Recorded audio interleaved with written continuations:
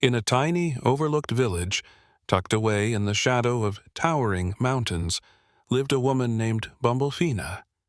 Her life was simple, too simple for her tastes.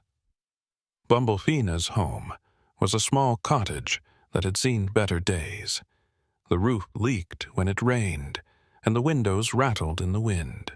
Her mother was wheelchair-bound due to a village foot fungus that made her dependent on Bumblefina for support. Every morning, she worked tirelessly baking bread, earning just enough to buy food and firewood. Her spirit felt as if it had been dulled by the monotony of her life. She dreamed of something more, something far beyond the boundaries of her village. One crisp autumn afternoon, Bumblefina took the long way home after selling her bread at the market. As she walked to the edge of the village, Bumblefina found herself near a dense forest. She had passed this forest countless times, but today something drew her in, a strange impulse that tugged at her chest. With a sense of cautious curiosity, Bumblefina stepped deeper into the forest, wandering aimlessly, losing track of time. In the center of the road there was a soft white bunny rabbit nibbling on the underbrush. Bumblefina's heart softened at the sight. The little creature seemed unbothered by her presence. Feeling a sense of comfort, Bumblefina crouched down to get a closer look, and for reasons she couldn't explain, she reached out her hand to pet the rabbit. The bunny tilted its head and hopped closer, brushing its soft fur against her fingertips. Bumblefina then proceeded to go on for hours about how her life was unfair and that she deserved something better. I don't get it, Mr. Bunny Rabbit. I'm the most beautiful, intelligent, strong-willed, independent woman in the entire kingdom. Why don't I have a better life than the one I'm currently living? To her astonishment, the bunny rabbit looked up at her with the cutest glare and said, "You're not like the others, Bumblefina."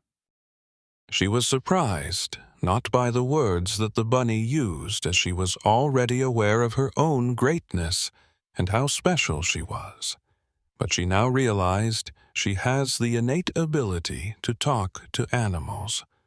Following this discovery, the rabbit asked Bumblefina to spend the evening at her place. Bumblefina agreed, subsequently placing the rabbit in her basket. Upon waking up early the following morning to get started on baking that day's bread, she was confronted in her living room parlor, not by the cute bunny rabbit she brought home last evening, but a tall, dark, handsome prince.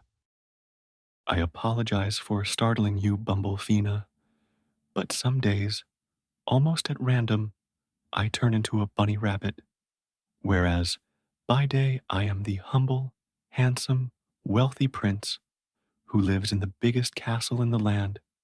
My name is Prince William, and with your permission, I'd like to ask for your hand in marriage this evening at the castle." While uttering no more than 2 words, dropping her bread pan to the floor, "Let's go," she proclaimed.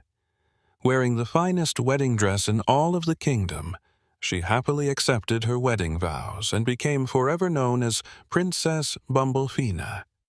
She spent the evening dancing and being showered with gifts by all of the land's nobility. She thought privately to herself, "Now, this is a life more fitting to someone as special as me." As the evening's festivities came to a close, and the last of Prince William's guests having departed, both the prince and princess ascended to the royal bedchamber.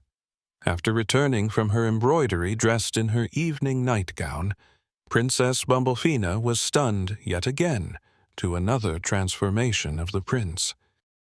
"I apologize for startling you once more, Bumblefina, as by day I can be a prince or rabbit, but by night I can be a prince or vampire." Bumblefina shivered in fear as she approached the now vampire whom she'd been married to for several hours. You have very sharp fangs, Prince William. "I do, Bumblefina, And I've also been cursed with an abnormally large baguette used exclusively for relations. You being a baker just hours ago. I hope my metaphor comes over easy. With a look of bewilderment, having now placed eyes on the vampire's baguette, Princess Bumblefina proclaimed, I will do what's necessary for the kingdom. The following day, now having become a princess, Bumblefina slept in until about noon. My bread-making days are long behind me, she thought, while requesting one of her servants bring her a fruit and cheese platter from the royal kitchen. After taking a bath and getting dressed, she approached the prince about spending the rest of the day horseback riding in the hills near the castle. Once again, Bumblefina, I must extend to you my deepest apologies. Being prince of this land often requires much of my time and dedication to the management of its resources. Perhaps maybe we can get together later this evening after my work is complete. Bumblefina nodded her head graciously as she stepped away and let the prince continue with his work.